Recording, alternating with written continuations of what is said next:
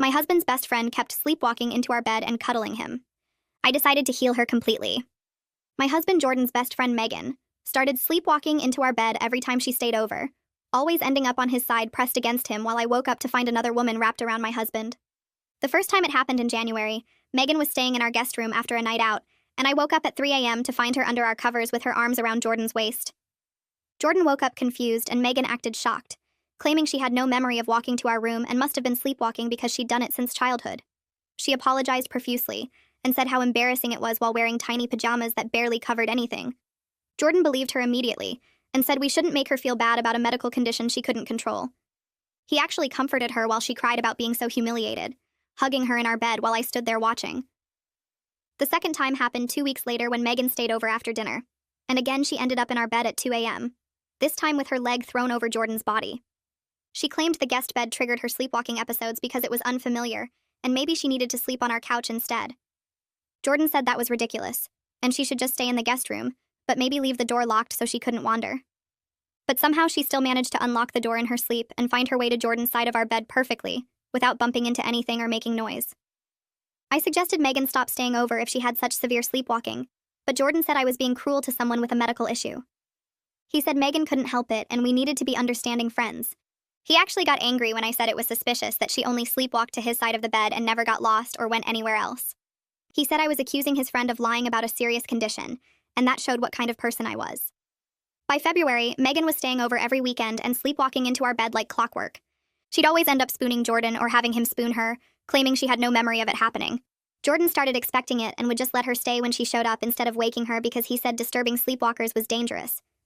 I'd wake up to find my husband cuddling another woman who'd conveniently worn silk nightgowns or lacy underwear to sleep in. When I said sleepwalkers don't usually change into sexy clothes first, Jordan said I was sexualizing a medical emergency and being jealous of someone who needed help. Megan started telling our friends about her terrible sleepwalking condition that only happened at our house and how sweet Jordan was for not making her feel bad about it. She'd dramatically describe waking up confused in our bed with no memory while Jordan protected her from my accusations. Our friends started thinking I was heartless for not being sympathetic to Megan's condition.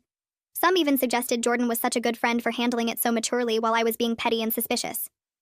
That's when I decided to cure Megan's sleepwalking permanently. I started by installing a lock on our bedroom door that could only be opened from inside, telling Jordan it was for Megan's safety, so she couldn't accidentally hurt herself trying to get in. The first night with the lock, we heard Megan trying the handle at 2 a.m., jiggling it repeatedly and even knocking softly. Jordan wanted to let her in, but I said that would encourage her sleepwalking, and we needed to break the pattern. We listened to her try to get in for 20 minutes before she gave up. The next morning, Megan said she'd had the worst night's sleep because her sleepwalking had been frustrated, and she'd woken up exhausted in the hallway. Jordan felt terrible, but I said this proved she was getting better since she'd woken up instead of wandering more. I suggested she see a sleep specialist since her condition was so severe, and offered to go with her for support. Megan quickly said that wasn't necessary, and her sleepwalking was actually improving. Next, I started setting up obstacles between the guest room and ours like chairs in the hallway, and a baby gate at the top of the stairs. Megan miraculously never hit any of them during her sleepwalking, navigating perfectly in the dark to reach our locked door. When I pointed this out, she said muscle memory guided her, but couldn't explain how muscle memory worked in a house she'd only started visiting recently. I then told Jordan we should help Megan by recording her sleepwalking to show doctors, and I set up motion-activated cameras in the hallway.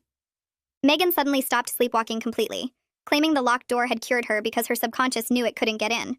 But I'd already caught her on camera from earlier nights, fully awake, carefully walking to our room while checking if we were asleep. The best part was when I invited Megan's ex-boyfriend Paul to dinner without telling her. Paul showed up at 7:30 looking confused when I opened the door, and I watched Megan's face turn white as she stood behind me in the entryway. Jordan rushed over with a big smile and shook Paul's hand, asking how he'd been since they last saw each other at that work thing, while Megan made a weird choking sound and grabbed the wall for support. She stammered something about feeling sick suddenly and maybe needing to lie down, but I smiled and said dinner was ready and we should all sit before the food got cold. Paul kept glancing between Megan and me like he was trying to figure out what was happening, and Megan wouldn't look at him at all as we walked to the dining room. Jordan pulled out chairs for everyone and started talking about his latest project at work, completely missing how Megan's hands were shaking when she picked up her water glass. I served the pasta and salad while making small talk about the weather, waiting for the right moment to bring up the real reason I'd invited Paul over without telling anyone. About halfway through dinner, I mentioned how Megan had been dealing with this terrible sleepwalking problem that only seemed to happen at our house, and Paul's eyebrows shot up so fast I almost laughed.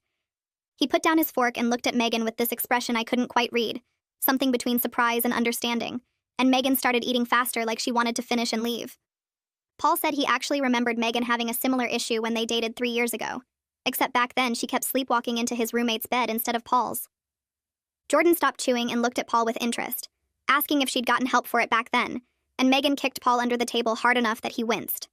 Paul ignored her and kept talking, explaining how the sleepwalking mysteriously stopped after his roommate installed a lock on his bedroom door and caught her on camera one night trying the handle while fully awake. Jordan's fork paused halfway to his mouth and stayed there for a few seconds while he processed what Paul just said, and I could see the wheels turning in his head as he started connecting the dots. Megan tried to laugh it off and said Paul was remembering wrong, that she'd never done anything like that, but her voice came out too high and shaky to be convincing. She tried to change the subject by asking Paul about his new job, but Paul kept going and described how his roommate had set up a camera after the third time it happened. He said the footage showed Megan walking normally to the door, checking to make sure nobody was watching, and then carefully trying the handle multiple times before finally giving up and going back to the guest room. Jordan set his fork down completely now and stared at Megan with this look I'd never seen before, like he was seeing a stranger instead of his best friend. Megan's face turned red and she insisted Paul was lying to cause trouble, that he'd always been jealous of her friendship with Jordan, but nobody at the table believed her anymore. I excused myself to get dessert and came back carrying my laptop instead of cake, and Megan's eyes went wide when she saw what I was holding. I set it on the table and opened it to the folder where I'd been saving all the hallway camera footage from the past 2 weeks, and clicked on the first video. The screen showed Megan walking down our hallway at 2 a.m, checking her phone for the time and then approaching our bedroom door with careful steps. She tried the handle once, twice, 3 times, each attempt getting more forceful, before she finally gave up and walked back to the guest room with her shoulders slumped. Jordan leaned forward to see the screen better, and his face went completely blank, like his brain had stopped working while it tried to make sense of what he was watching. Megan started crying immediately and saying the camera must be wrong somehow, that she had no memory of any of this happening and maybe she was doing it in her sleep without knowing. Paul shook his head slowly and told Jordan this was exactly what she'd done to him 3 years ago, using the same excuses and tears to make everyone feel bad for her. He said his roommate had felt so uncomfortable that he'd almost moved out before they finally confronted Megan with the evidence, and even then she'd tried to claim it was some kind of medical condition. Jordan just kept staring at the laptop screen where the video was playing on loop, showing Megan clearly awake and aware as she tried to get into our bedroom. I didn't say anything, just let him watch and process what he was seeing with his own eyes, instead of taking my word for it like I'd been asking him to do for months. Megan switched her approach and started begging us to understand that she must have a serious medical condition that made her appear awake while she was actually sleeping, that there were documented cases of people doing complex tasks while unconscious. She grabbed Jordan's arm and pleaded with him not to judge her for something she couldn't control, tears running down her face as she insisted she would never deliberately do something so awful.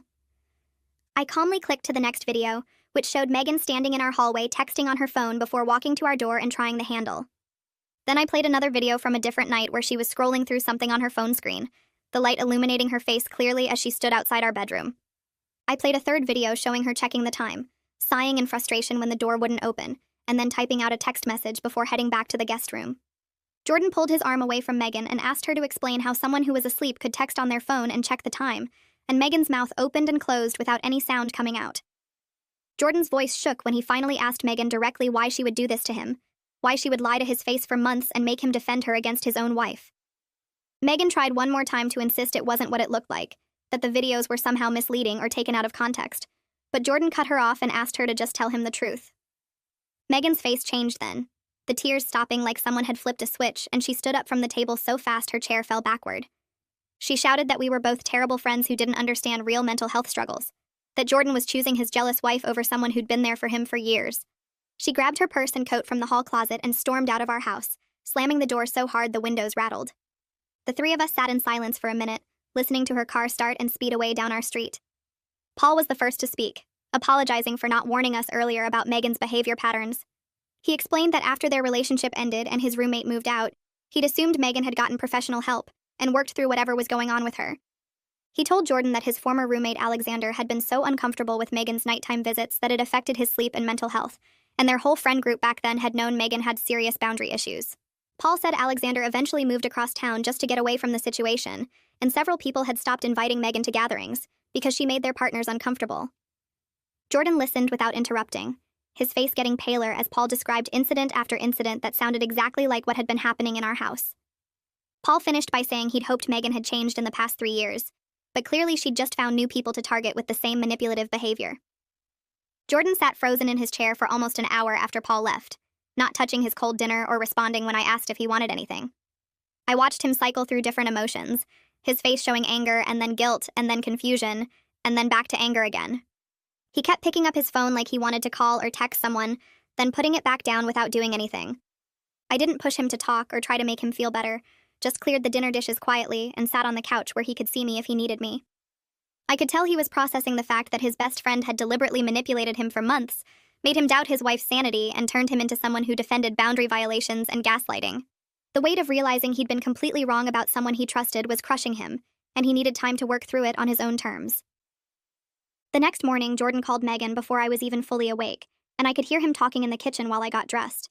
His voice was firm when he told her she wasn't welcome at our house anymore, and needed to get professional help for her behavior. I walked in to find him pacing by the counter with his phone pressed to his ear, and I could hear Megan's voice getting higher and more desperate through the speaker. She tried the crying routine again, sobbing about how everyone was abandoning her, and she didn't understand what she'd done wrong. Jordan cut her off and said he'd seen the videos himself and knew she was lying about everything.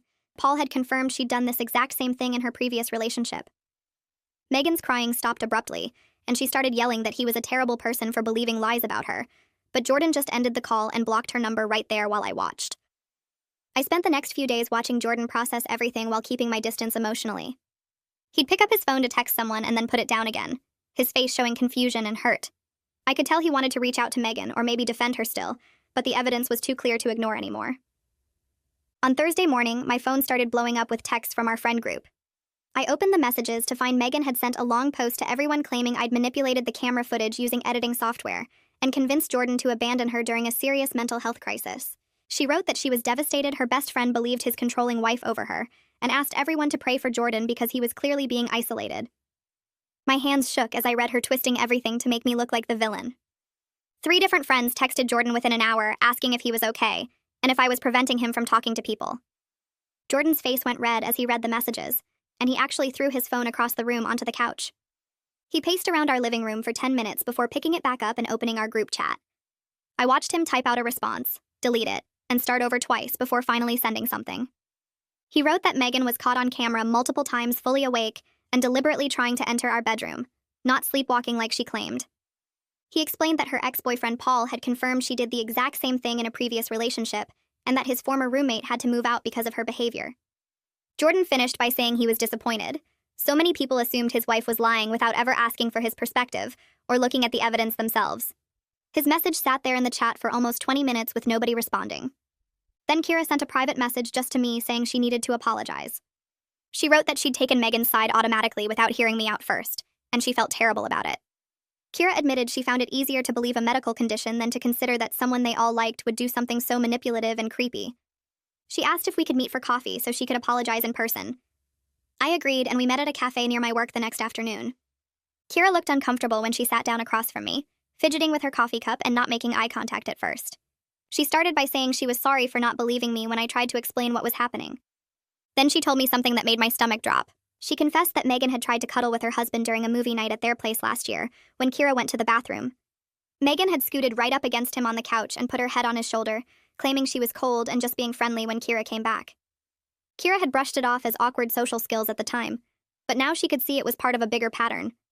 She said her husband had mentioned feeling uncomfortable, but they'd both decided not to make it weird by bringing it up. I thanked her for telling me and said I understood how hard it was to see someone you trust in a different light. Over the weekend, more stories started coming out from our friend group. Another couple admitted Megan had made inappropriate comments about the husband's body during a pool party and touched his chest while laughing it off as a joke. Someone else mentioned she'd sat in their boyfriend's lap at a barbecue claiming all the chairs were taken, even though there were empty seats everywhere. Another friend said Megan had asked her husband for a back rub at a dinner party and got mad when he refused. Jordan sat on our couch reading all these messages with his head in his hands.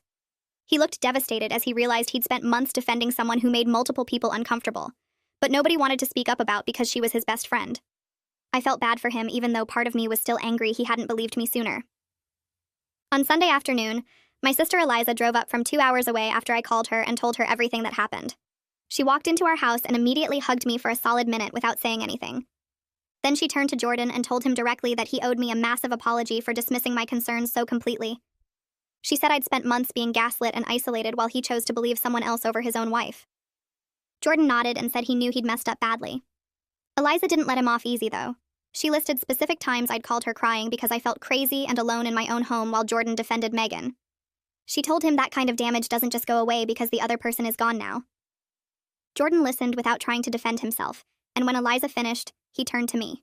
He apologized for real this time, not just saying sorry, but actually listing out each time he'd dismissed what I said and made me feel like I was being jealous or paranoid. He admitted he was, so invested in seeing Megan as his harmless best friend that he refused to consider she could be manipulative. Jordan said he understood if I was angry with him for choosing her word over mine repeatedly, and he wanted to work on rebuilding my trust however long that took. I told him I appreciated the apology, but we needed to actually address what happened, not just say sorry and move on. We scheduled a couples therapy session for the following week, because even though Megan was gone, the damage to our marriage from months of him dismissing me needed to be worked through properly. The therapist we saw was a woman in her 50s who listened to both of us explain what happened without interrupting. She helped Jordan understand how his defensiveness had made me feel crazy and alone in my own home. He'd been so worried about seeming like a jealous or controlling husband that he'd overcorrected by dismissing legitimate concerns. The therapist pointed out that trusting your partner isn't the same as being controlling, and that he'd actually damaged our marriage more by refusing to believe me. On Tuesday, Jordan got a message from Nolan, one of his coworkers. Nolan wrote that he'd noticed Megan flirting heavily with Jordan at a work event last year and thought it was inappropriate at the time. He said he'd actually mentioned it to Jordan back then, but Jordan had laughed it off as Megan just being friendly and affectionate with everyone. Nolan apologized for not pushing harder on it and said he should have trusted his instincts that something was off about her behavior. Jordan showed me the message, and I could see him starting to recognize all the signs he'd missed or explained away over the years. He said Megan always found excuses to touch him at gatherings, like adjusting his collar or brushing lint off his shirt. She monopolized his time at parties and would get upset if he talked to other people for too long. Jordan remembered she'd made subtle comments about me not being good enough for him that he'd dismissed as jokes, like saying he deserved someone who appreciated him more, or that I didn't understand him like she did. I watched Jordan piece together all the signs he'd ignored, and it hurt him worse than anything Megan had done directly. He kept going back through years of friendship, finding moments where she'd crossed lines he'd explained away. 3 days later, Megan posted on social media about how mental health struggles make you realize who your real friends are. She wrote this long thing about people abandoning you when you need help most, and how she was learning to love herself despite toxic people trying to bring her down. The post got dozens of comments from people who didn't know what actually happened, all saying how strong she was and how she deserved better friends. I watched the comments pile up for about an hour before Kira jumped in. She wrote that maybe people should get the full story before supporting someone who violated boundaries and lied about it. Then Nolan commented that he'd seen Megan's behavior firsthand, and it wasn't about mental health. It was about manipulation. 2 other friends from our group added their own comments about the camera footage and how Megan had been caught deliberately faking everything.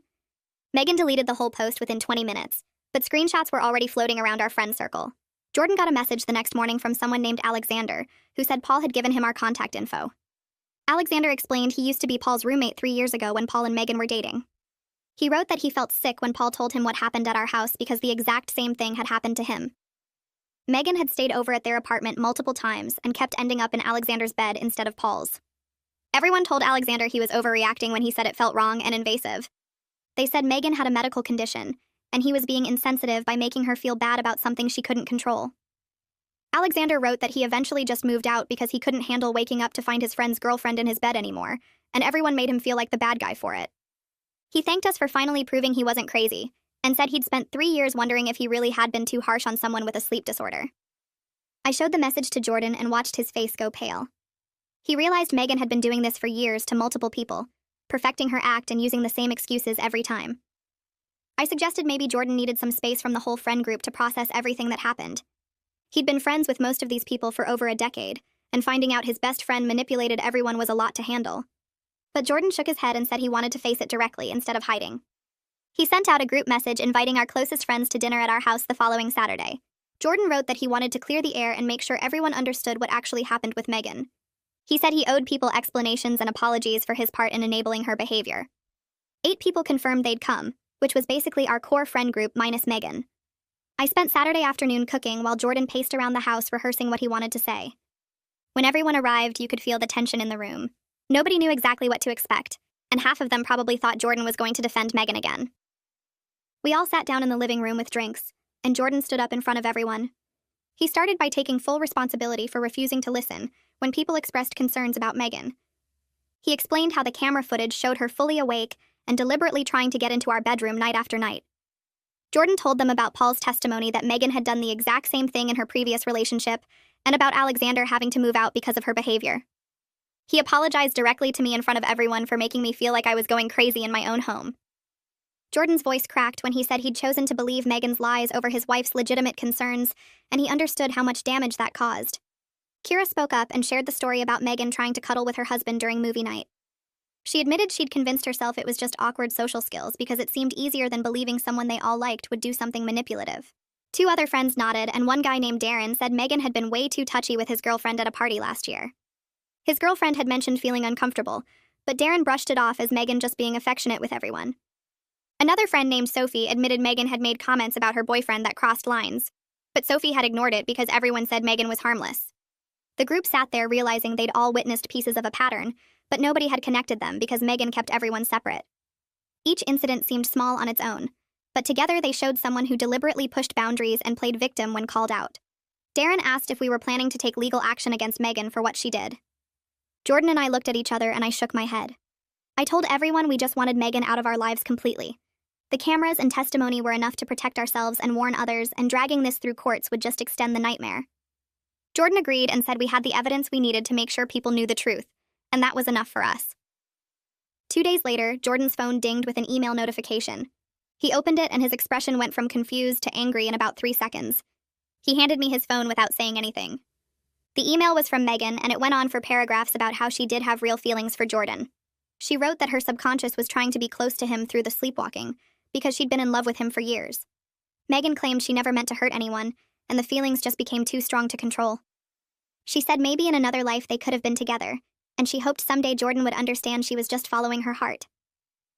I handed the phone back and told Jordan it was just another manipulation attempt. She was trying to reframe her predatory behavior as some romantic tragedy instead of the violation it actually was. Jordan nodded and said he saw right through it. He deleted the email and then spent the next hour blocking Megan on every platform he could think of. He sent messages to mutual friends saying he wouldn't attend any events where Megan were invited, and he needed them to respect that boundary. Most people responded right away saying they completely understood, and would make sure Megan wasn't included in group gatherings anymore. A few friends who still believed Megan's version of events sent concerned messages asking if Jordan was okay, and if I was controlling who he could see. Those friends stopped getting invites to things pretty quickly, and they drifted away from the group naturally. Our next therapy session focused entirely on me working through the anger and hurt from months of being dismissed. The therapist let me talk for almost 30 minutes straight about specific times Jordan had made me feel crazy. I listed moments where I'd brought up legitimate concerns, and he'd turned it around to make me seem jealous or paranoid. The therapist looked at Jordan and said my feelings were completely justified given what I'd experienced. She helped me explain to Jordan that his defensiveness hadn't just been frustrating. It had damaged my trust in him at a basic level. I told him there were nights I'd laid awake wondering if I really was being unreasonable, if maybe I was the problem in our marriage. Jordan listened without trying to defend himself or explain away anything. When I finished, he told the therapist he understood he'd gaslit me even though he hadn't meant to. He said he'd been so worried about seeming like a jealous or controlling husband that he'd overcorrected completely. Jordan admitted he thought trusting Megan and defending her made him a good friend and good person, but he'd never stopped to consider that trusting your wife isn't the same as being controlling. The therapist nodded and said that was an important distinction he'd clearly confused. She told Jordan that believing your partner when they express concerns isn't about control, it's about respect and partnership. Jordan committed right there in the session to believing me first in any future conflicts, instead of automatically defending other people. He said he'd learned the hard way that loyalty to friends shouldn't come at the cost of dismissing your spouse. A month after everything came out, Eliza drove up from the city to check on us again. She walked through our front door and immediately looked around like she was checking for signs of damage or tension. Jordan greeted her with a hug and told her we'd been doing a lot better lately. She studied both our faces carefully before relaxing and saying she could see the difference. We sat in the living room drinking coffee while Eliza asked questions about therapy and how we were handling everything. Jordan answered honestly about how hard it had been to accept what Megan did and how much work he was putting into rebuilding my trust. Later, Eliza pulled me into the kitchen while Jordan was in the bathroom and put her hand on my arm. She said she was really proud of how I handled the whole situation. She told me that most people would have just exploded and caused a huge scene, but I stayed calm and collected evidence that nobody could argue with. She said the camera footage and Paul's testimony gave me concrete proof that protected me from being painted as the jealous, crazy wife. I appreciated her saying that because there were definitely moments when I wanted to just scream at Megan or make a scene. Eliza hugged me tight and said she knew it took strength to be strategic instead of emotional, especially when I had every right to be furious. Paul and his girlfriend started coming over more often after the dinner confrontation. His girlfriend's name was Rachel, and she was really easy to talk to. The four of us would have dinner or watch movies, and it felt good to have friends who understood what we'd been through with Megan. Rachel mentioned one night that she'd always felt weird around Megan but couldn't figure out why. She said Megan would stand too close to Paul or touch his arm when talking, and it made Rachel uncomfortable. Rachel told us she thought maybe she was being insecure or jealous until Paul explained Megan's history. She said knowing about the pattern with Paul's old roommate and then what happened with Jordan made everything click into place. Paul nodded and said Megan was really good at making her behavior seem innocent or friendly, so people doubted their own reactions. Jordan and I both understood that feeling completely. We bonded over sharing stories about times Megan crossed boundaries and made us feel crazy for noticing. Rachel said she was glad we all had each other now and didn't have to deal with Megan's manipulation anymore. Jordan texted me one afternoon saying he'd just seen Megan at the grocery store. He said she spotted him in the produce section and started walking toward him with this hopeful look on her face. Jordan immediately turned and walked the other direction without acknowledging her. He grabbed what he needed from a different aisle and headed toward the checkout, but Megan followed him. She kept calling his name and saying they needed to talk. Jordan ignored her and kept walking faster. He said she followed him all the way out to the parking lot, talking the whole time about how she could explain everything if he'd just listen. Jordan got to his car and unlocked it while Megan stood there still trying to get him to engage.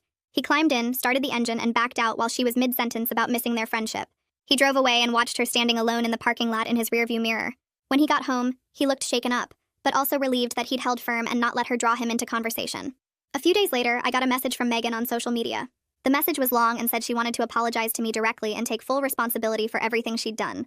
She wrote about how she'd been working on herself and seeing a therapist and understanding why her behavior was wrong. She said she knew I had no reason to trust her, but she wanted to at least try to make things right.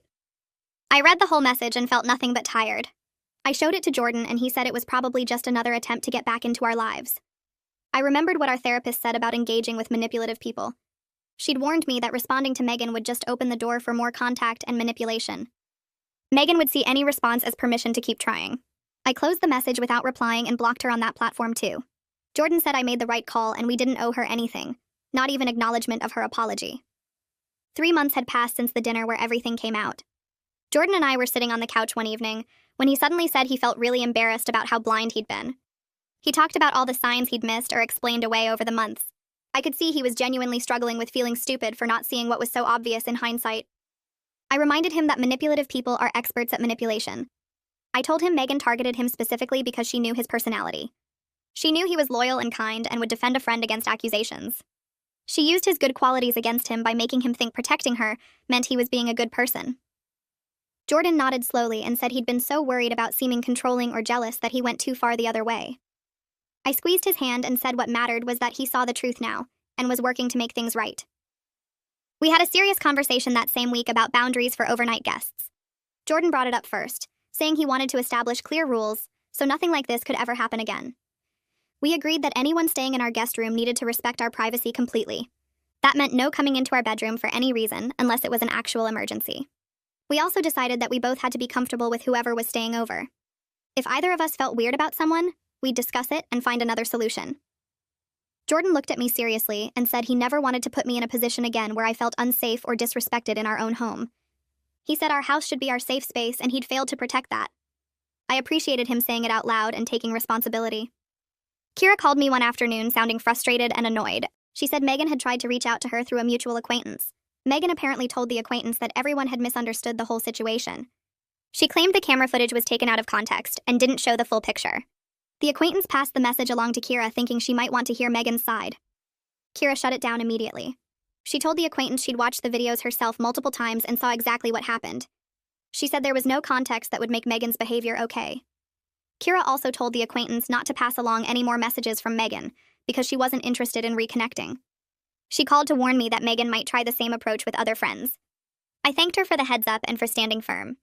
Jordan came home from a work event looking lighter and more relaxed than he had in months. He told me the event had been really fun and he'd actually gotten to have real conversations with his coworkers. I asked what he meant and he explained that Megan used to monopolize all his time at work functions. She'd constantly interrupt when he was talking to other people or pull him away to deal with some crisis only he could help with. His coworkers had apparently felt excluded, or like they couldn't get to know Jordan because Megan was always there. Nolan pulled Jordan aside at the event and mentioned how nice it was to actually talk to him without interruptions. Nolan said other people at work had noticed the difference too, and everyone seemed relieved. Jordan realized Megan hadn't just affected our home life, but had isolated him socially at work too. He said it felt good to rebuild those professional relationships. In therapy, I had a breakthrough about my own mental state over the past months. I realized I'd been doubting my own perceptions and instincts about everything, not just the situation with Megan. I second-guessed myself at work, with friends, even about small daily decisions. The therapist helped me see that being gaslit for months had damaged my confidence in my own judgment. Every time Jordan dismissed my concerns or made me feel paranoid, it chipped away at my ability to trust myself. I'd started questioning whether I was really seeing what I thought I was seeing in other situations too. Working through all of this in therapy helped me understand that my instincts had been right all along. The therapist validated that my concerns were always legitimate and reasonable. She helped me practice trusting my perceptions again and recognizing when someone was trying to make me doubt reality. Jordan surprised me on Friday by saying he'd booked us a weekend trip to a bed and breakfast 2 hours away. He said he wanted us to reconnect and focus on our marriage without any reminders of Megan or the mess she'd caused. We drove up Saturday morning and spent the weekend walking around the small town, eating good food and just talking. Jordan brought up what we both needed to feel secure going forward. I told him I needed him to believe me when I expressed concerns instead of automatically defending other people. He said he needed me to be patient with him as he learned to be a better partner and not dismiss my feelings. We talked about rebuilding trust and how it would take time, but we were both committed. The trip felt like a reset button for us. We came back home Sunday night feeling more connected than we had in almost a year. Monday morning, Jordan brought me coffee in bed and sat down on the edge of the mattress. He told me he was grateful I didn't give up on our marriage even when he was being stubborn and dismissive about everything. He said watching the camera footage was like seeing a completely different person than the friend he thought he knew for years. The whole experience made him question his judgment about everything in his life. He'd been replaying all their interactions in his head and seeing them differently now. Things he'd thought were innocent suddenly looked calculated and manipulative. He admitted he felt stupid for missing all the signs that seemed so obvious now. I squeezed his hand and told him manipulative people are good at what they do. That's why it works. We talked for almost an hour about how we both needed to move forward without letting this damage us permanently. We got back from the trip feeling more connected and committed to working through the damage together. Jordan started being more attentive to my feelings in ways he hadn't been before. When I expressed concerns about anything, he actually listened instead of immediately defending other people or dismissing what I said. He asked questions and tried to understand my perspective, even when it was uncomfortable for him. I noticed him making real effort to check in with me about decisions that affected both of us. He stopped assuming he knew what was best and started treating me like an equal partner whose opinions mattered. The change felt genuine because it showed up in small daily moments, not just big conversations. He'd pause before responding to things and actually consider what I was saying instead of reacting defensively. 3 days later, Alexander sent Jordan a long email thanking us for exposing Megan's pattern. He said he'd felt gaslit and crazy during his experience with her years ago.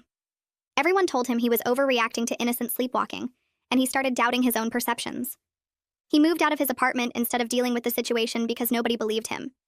Knowing other people experienced the same thing and that we believed him helped him feel less paranoid about his own judgment. Jordan showed me the email, and we both felt bad that Alexander had gone through that alone. Jordan wrote back saying he wished he'd known about it sooner, because maybe he would have recognized the pattern earlier. Alexander responded that he'd tried to warn people, but Megan was good at making herself look like the victim. She'd told everyone Alexander was cruel for abandoning his friend during a medical crisis. Our friend group settled into a new normal without Megan over the next few weeks. People started commenting that gatherings felt more relaxed now. Nobody was walking on eggshells or managing someone's constant need for attention and validation. Conversations flowed naturally without someone steering everything back to themselves. Several friends admitted they'd always felt slightly on edge around her, but couldn't articulate why until the pattern became obvious. Kira mentioned she used to feel exhausted after hanging out with Megan because everything required so much emotional energy. Another friend said she'd noticed Megan always positioned herself physically between couples at parties, but thought she was just being friendly. Now everyone could see how she'd been manipulating group dynamics the whole time. The relief in the group was obvious even though nobody wanted to seem mean by saying it out loud. Thursday afternoon, I found an envelope on the kitchen counter with my name written on it in Jordan's handwriting. Inside was a 3-page letter apologizing specifically for each time he dismissed my concerns and made me feel like I was being jealous or paranoid. He listed actual incidents with dates and what he'd said to me. He acknowledged that his words caused real harm and made me doubt myself in my own home. He wrote that he was committed to never making me doubt myself like that again. He said he understood why I'd felt isolated and alone, and he was sorry for contributing to that feeling. The letter was detailed and thoughtful in a way that showed he'd really been thinking about his actions. He didn't make excuses or try to justify anything. He just took responsibility for the damage he'd caused by refusing to listen to me. I read it twice and felt something shift inside me. The specific acknowledgement of each incident meant more than a general apology would have. I found Jordan in his workshop that evening and told him I'd read the letter. I said I could see he was genuinely working to change his behavior and rebuild trust between us. The couples therapy was helping us communicate better and address issues before they became major problems. I told him I appreciated that he was doing the work instead of just expecting me to get over it. He looked relieved but also sad, like he was still processing how badly he'd handled everything. I explained that rebuilding trust takes time, but I was willing to do it because I could see his effort was real. He hugged me and said he knew he didn't deserve my patience, but he was grateful for it anyway. We stood there in his workshop for a while just holding each other. 2 weeks later, Jordan got a call from someone in our friend group saying Megan had reached out to them. She claimed she'd been in therapy and wanted to make amends with Jordan. The friend was asking if Jordan wanted them to pass along her contact information. Jordan said no politely but firmly. He told them he wasn't interested in reconnecting with Megan and asked them not to pass along messages from her anymore. He explained that he needed to focus on his marriage and moving forward, not revisiting the situation. The friend understood and said they'd tell Megan not to contact them about it again. Jordan told me about the call right away instead of hiding it or handling it alone. That openness meant a lot to me. He said he wanted me to know he was setting clear boundaries and wasn't going to let Megan back into our lives in any way.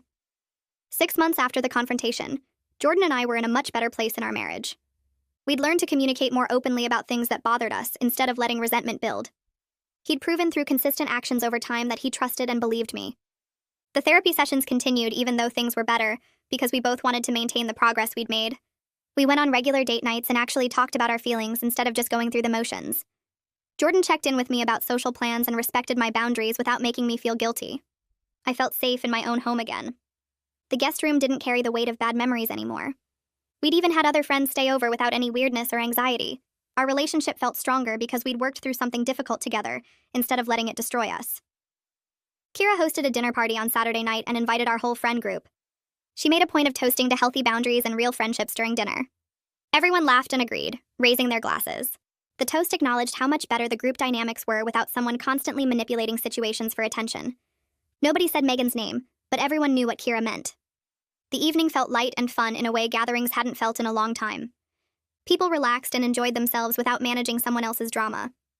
Jordan and I left that night feeling grateful for the friends who'd supported us through everything, the ones who'd been willing to see the truth even when it was uncomfortable. Tuesday afternoon, I ran into Megan at a local restaurant while picking up takeout. She was standing near the counter and turned around right as I walked in. Her face went through several expressions before settling on something that looked like regret. She walked over and said she wanted to apologize to me directly. She claimed she'd been working on herself in therapy and understood now that her behavior was wrong. I looked at her calmly and told her I appreciated she was getting help, but I wasn't interested in having any relationship with her. She started to say something else, but I walked away to place my order. She stood there for a minute, looking like she wanted to follow me, but then left the restaurant instead.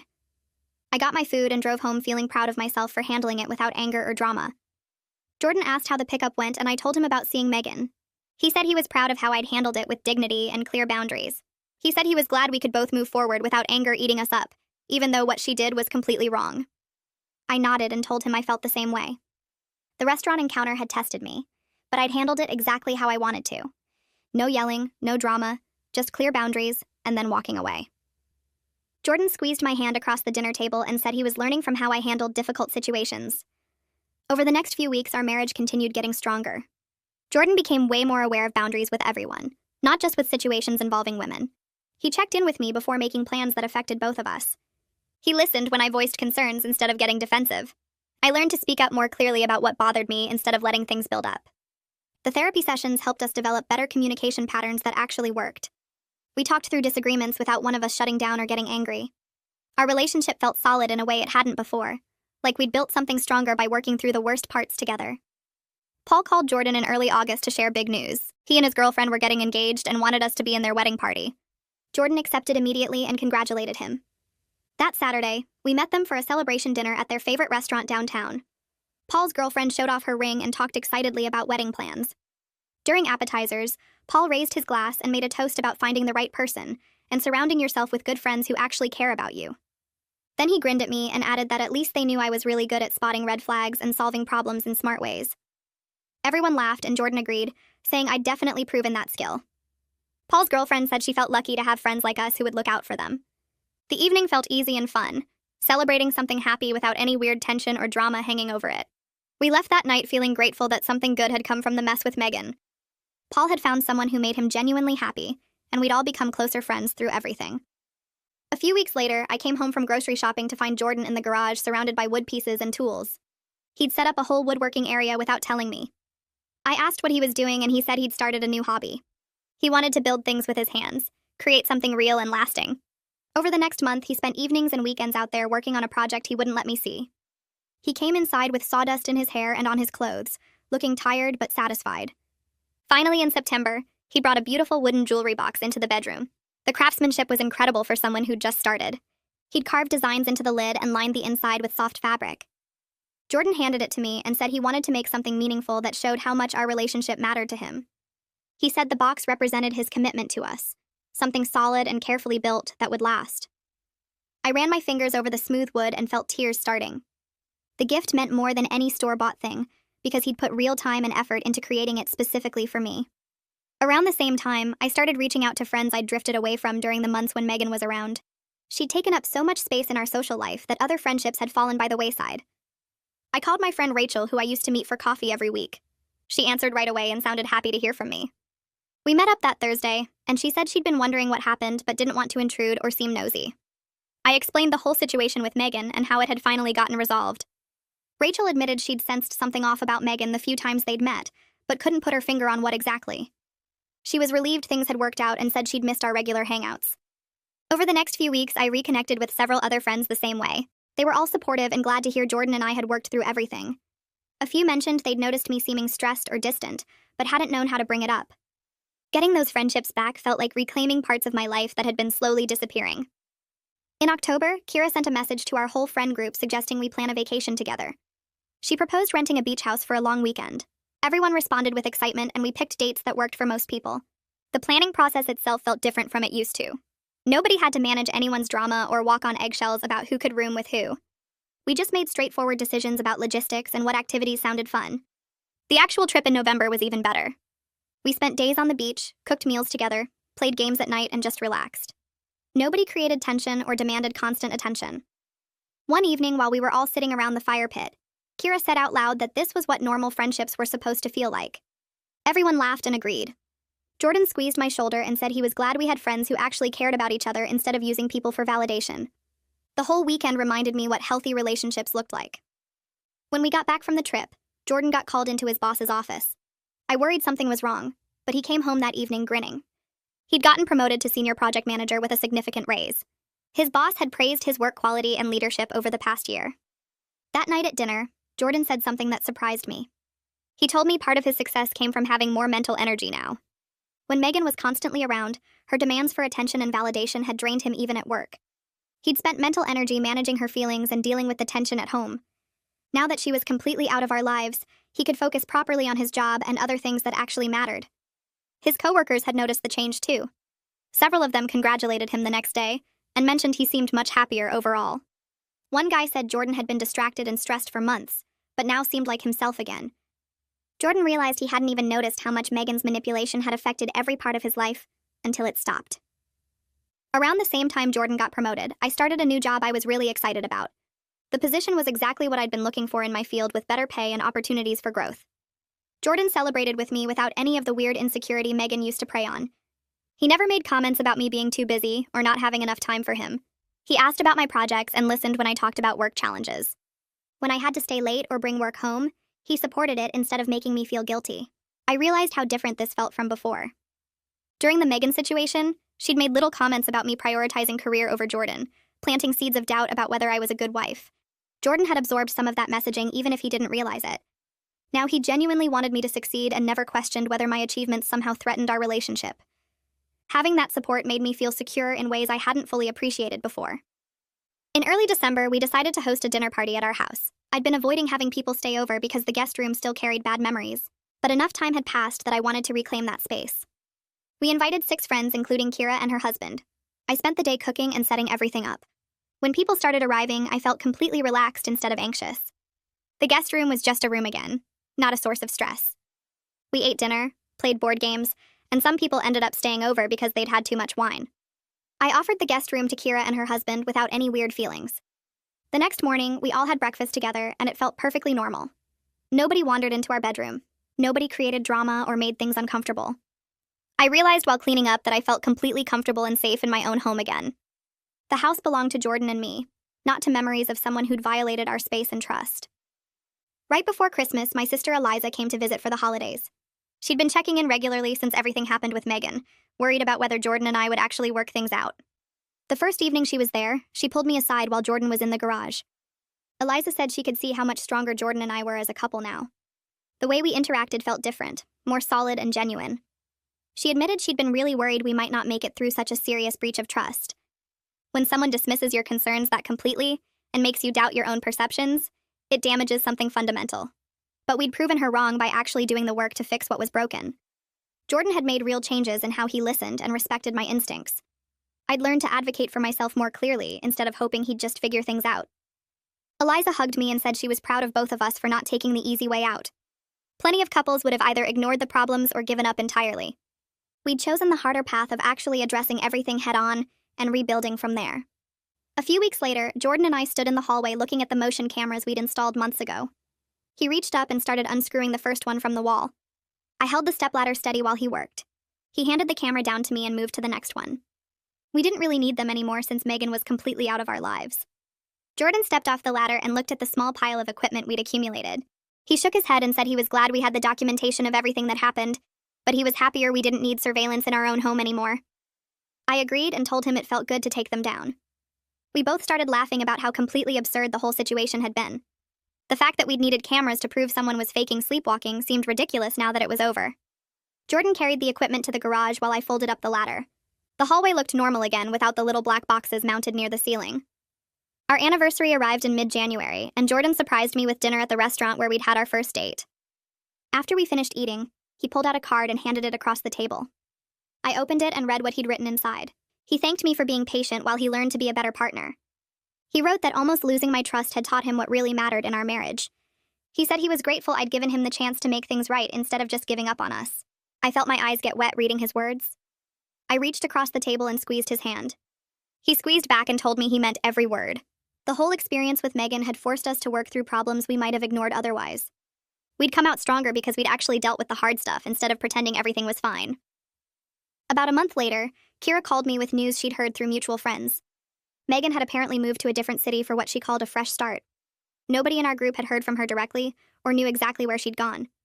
Kira said it seemed like Megan had just quietly disappeared from everyone's lives. I told Kira that was probably for the best for everyone involved. We all silently agreed that maintaining distance from Megan was the healthiest choice. Our friend group had moved on, and nobody seemed interested in reaching out to her. The whole situation had revealed things about her behavior that made people uncomfortable. It was easier for everyone to just let her start over somewhere else without us. Jordan and I spent a Saturday afternoon looking at travel websites and planning a trip to Hawaii for next month. We scrolled through pictures of beaches and hotels. Jordan suggested we should also start thinking seriously about having kids in the next year or two. I looked up from the laptop and smiled at him. Our home felt peaceful and secure now. Our marriage was solid after working through everything with Megan. We'd both grown from the experience of dealing with something really difficult together. Life felt genuinely good for the first time in months. I was excited about our future and all the plans we were making. Jordan closed the laptop and pulled me close. We sat on the couch talking about baby names and what kind of parents we wanted to be. Everything felt right.